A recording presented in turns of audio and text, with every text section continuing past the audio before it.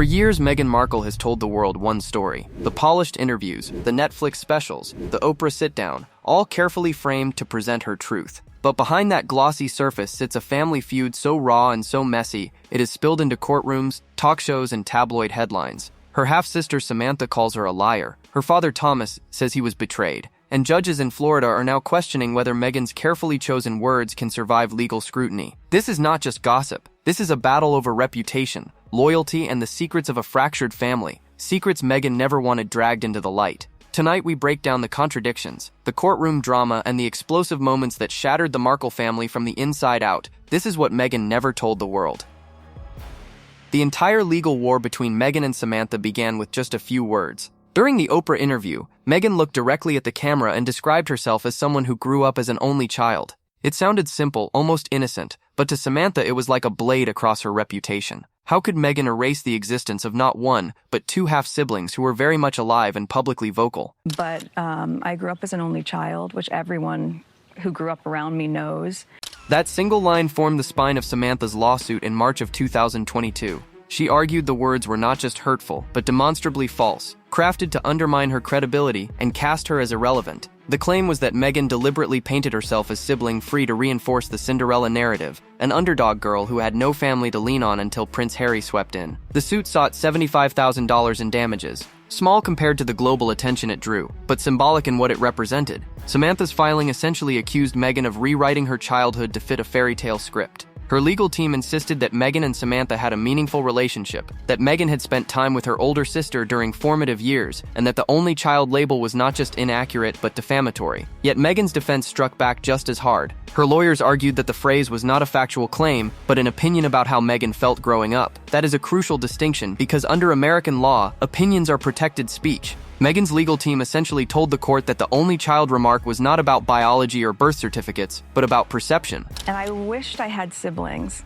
This back and forth was the first sign of how messy the case would become. It was never just about whether Meghan technically had siblings, but about the much larger question of whether public figures can present their own experience as truth without being sued for it. Samantha said it was a lie. Meghan said it was her lived reality. The courtroom became the battleground where those competing narratives collided. She's pretty much ghosted all of her family, on her mother's side and my side. As the months wore on, that single statement morphed into a multi-year legal saga. The judge dismissed Samantha's case in 2024, but the appeal kept the wound open. And through it all, the only child comment remained the spark that ignited a feud which continues to burn.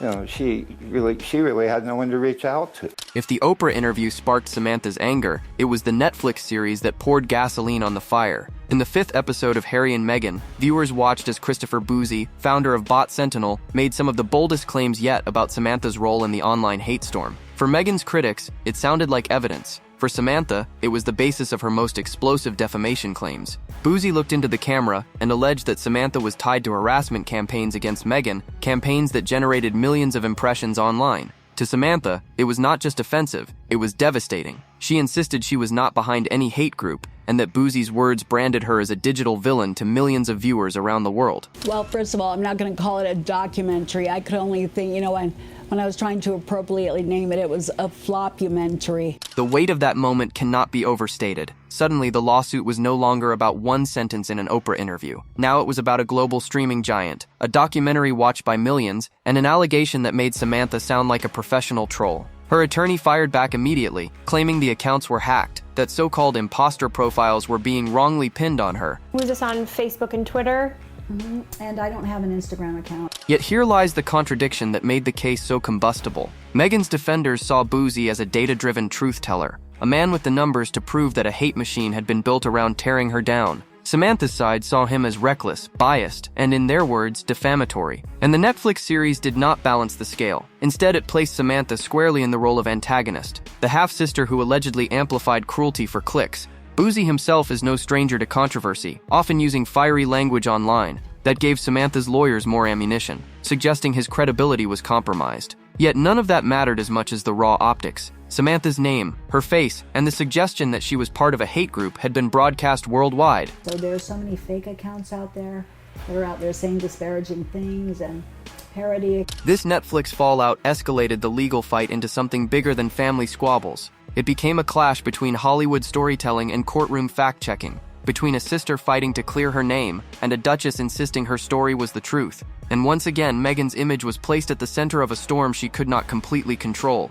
Which let me know that they had hacked our devices and their apps had camera access. One of the most striking elements of this feud is how differently Meghan and Samantha remember the same childhood. Meghan has painted a picture of isolation, describing herself as raised effectively alone, with limited support beyond her mother and the occasional presence of her father. Samantha tells a completely different story. In her version, she was not just present but pivotal, a guiding older sister who played an active role in Meghan's early years. She has repeatedly said she drove Meghan to school, helped with homework, and offered the kind of mentorship any little sister would need. To Samantha, those memories matter because they show she was never the stranger Meghan described to the world. But I grew up as an only child, which everyone who grew up around me knows. Yet Meghan's defense has consistently reframed this. Her lawyers argued that even if those moments happened, they only occurred when Meghan was a small child, too young to form a meaningful bond with a sibling nearly 2 decades older. That age gap, they said, explained why Meghan felt like she grew up alone, even if technically she did not. It was not erasure, they argued, it was perspective. I think we both craved the same thing. You know, I wanted a sister, and she was like a little sister. This back and forth leaves the public caught in a tug-of-war over perception versus reality. On one side, Samantha insists Meghan has rewritten history to appear more sympathetic. On the other, Meghan insists her words reflect her authentic lived experience. What makes the debate sting is how personal it is.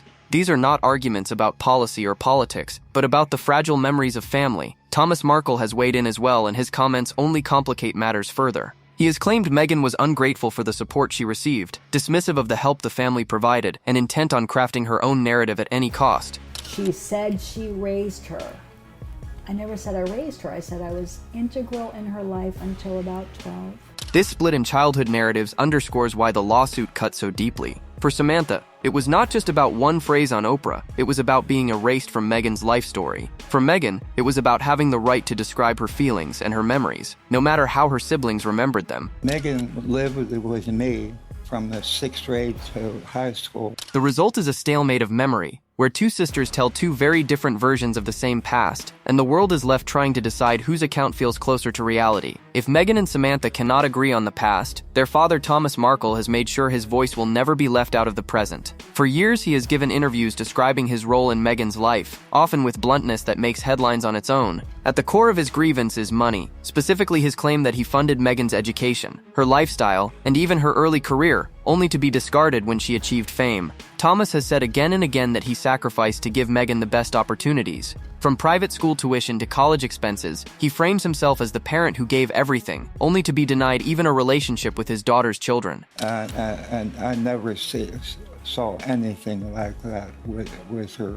Those claims cut directly against Meghan's narrative of independence and resilience. She has suggested that her success was born out of hard work and her mother's guidance, not financial cushions. And while Thomas frames his support as generosity, Samantha has described it in harsher terms, calling Meghan ungrateful, even belittling toward the very man who helped launch her career. And also college, we get along fine then too as well. But money is not the only point of pain. Thomas has also gone on record criticizing Meghan's relationships. In a moment that stunned many, he compared her marriage to Prince Harry unfavorably with her first husband Trevor Engelson, whom he described warmly. For Meghan, those comparisons were more than awkward. They were deeply personal attacks from a father willing to broadcast private judgments to the world.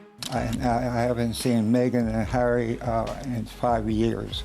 And the last time I spoke with them, I was on a hospital bed before the wedding. And behind all of this looms a threat Thomas has repeated for years, his willingness to testify in court. He has said publicly that he would happily take the stand on Samantha's behalf, detailing Meghan's childhood and contradicting her claims. For Meghan, that possibility has been described as a nightmare scenario, one where private family grievances would be locked forever into court records and news cycles. Blame Harry. These statements paint Thomas as both a father seeking acknowledgement and a man unafraid to weaponize his own daughter's past in the most public way possible. And they ensure that every time Meghan tries to move her narrative forward, the voice of her father drags her right back into the family feud. Few moments cut Meghan more deeply than the betrayal that unfolded just before her wedding to Prince Harry. In the days leading up to the ceremony, British tabloids published photographs of Thomas Markle browsing magazines about his daughter and being fitted for a suit. At first glance, they looked like sweet glimpses of a proud father preparing for the big day. But the truth soon came out. The photos were staged and Thomas had been paid around $100,000. For Meghan, this was more than embarrassing. It was devastating. She had trusted her father, believed he was standing by her side for the biggest moment of her life. When she confronted him about the staged shots, Thomas denied it, then admitted it, then changed his story again, leaving Meghan unsure of what to believe. We called my dad and I asked him, and he said, no, absolutely not. That admission rocked the royal preparations. Suddenly, the question of whether Thomas would attend the wedding became a media circus. First he was in, then he was out, due to health concerns. Then he was back in again, before finally disappearing entirely from the ceremony. The back and forth left Meghan devastated, and in her own words, it represented a level of betrayal she had never expected from someone so close. It turns out I was set up for that, and set up to ruin the wedding. The scandal gave tabloids a feeding frenzy, but for Meghan it was deeply personal. This was her father, the man she once said she trusted, turning a family milestone into a transaction. And when she spoke to Oprah years later, her voice broke as she described how painful it was to lose that bond right before walking down the aisle.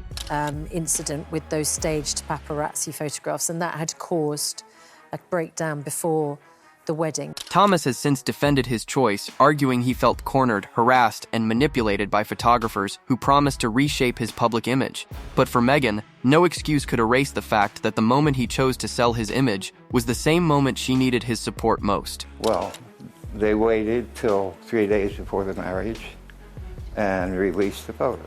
That scandal was not just a turning point for their relationship. It was the final crack that split father and daughter apart. A wound that is never healed, and one that continues to shape every public word Meghan speaks about trust, betrayal, and family. When Samantha first filed her lawsuit in March of 2022, few expected it to last. Many thought the courts would dismiss it quickly, viewing it as just another celebrity sibling spat. But the case stretched on for years, gathering filings, hearings, and headlines along the way. At its heart was that Oprah interview and the Netflix fallout, but wrapped around it were deeper questions about defamation law, protected speech, and the limits of family grievances. In March of 2024, Judge Charlene Edwards Honeywell dismissed Samantha's lawsuit with prejudice, meaning she could not simply refile it. The judge's reasoning was sharp and clear. Meghan's words were either protected opinions, substantially true, or legally insufficient to qualify as defamation. We know that Samantha Markle launched defamation proceedings against her sister Meghan. That should have been the end, but Samantha appealed, taking the case to the 11th Circuit Court of Appeals.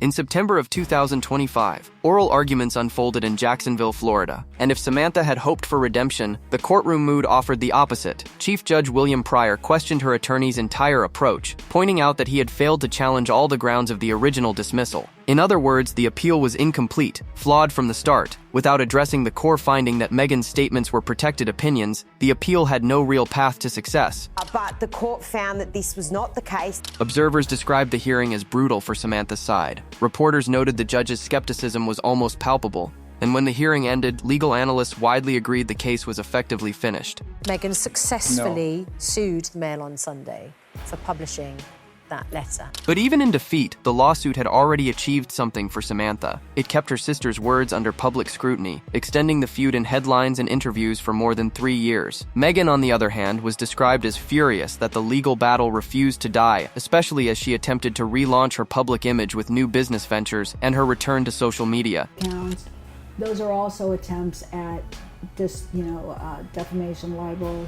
The courtroom drama may be winding down, but its impact has lingered far beyond the filings. For Meghan, it was a constant reminder that family fractures can be weaponized through legal channels. For Samantha, it was proof she could force her voice into the global conversation, even if she lost on paper. From the beginning, Meghan has tried to control her public image. Whether through the Oprah interview, carefully curated magazine profiles, or the Netflix series, she has presented herself as a woman overcoming extraordinary odds, rising above betrayal, and forging her own path. But her family's voices have repeatedly cut through that narrative, challenging her story at every turn. Samantha has argued that Meghan's version of events is not just selective, but deliberately misleading. In interviews, she has accused her sister of twisting their history into a sob story designed for maximum sympathy. To Samantha, the polished narratives were not truth, but performance. I don't feel comfortable talking about people that I really don't know. Thomas has been just as vocal, saying Meghan's accounts of abandonment and struggle ignored the years of financial and emotional support he provided. His repeated media appearances have ensured that every time Meghan tries to reset her brand, the counter-narratives resurface. And I've always said, you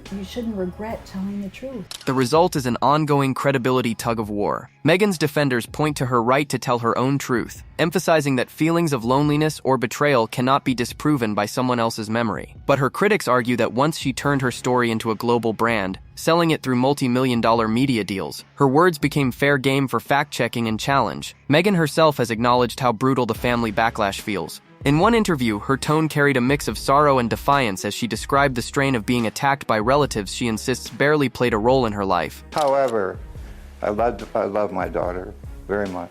And yet, the more Meghan attempts to move forward, the more those testimonies from Samantha and Thomas drag her back. For the public, the constant contradictions have created confusion, leaving audiences unsure which version of events is closer to reality. Was Meghan the abandoned child or the dismissive daughter? Was she silenced by her family, or did she silence them? Meghan has changed Harry, and she hasn't changed him for the better. What is clear is that Meghan's image, as much as her family ties, has become contested territory. And in the battle between her polished brand and their raw testimonies, the truth may never be universally agreed upon. While Meghan has faced criticism for shaping her life story, Samantha's role in keeping the feud alive has sparked just as many questions. Why push a lawsuit that legal experts warned was weak from the beginning? And perhaps more importantly, how has she managed to keep funding it through years of appeals and high-profile legal teams? The lawsuit has stretched over 3 years, piling up costs that would overwhelm most people. Samantha has spoken about how damaging Meghan's words have been to her everyday life, describing harassment in public spaces, unwanted attention at the grocery store, and the inability to live normally.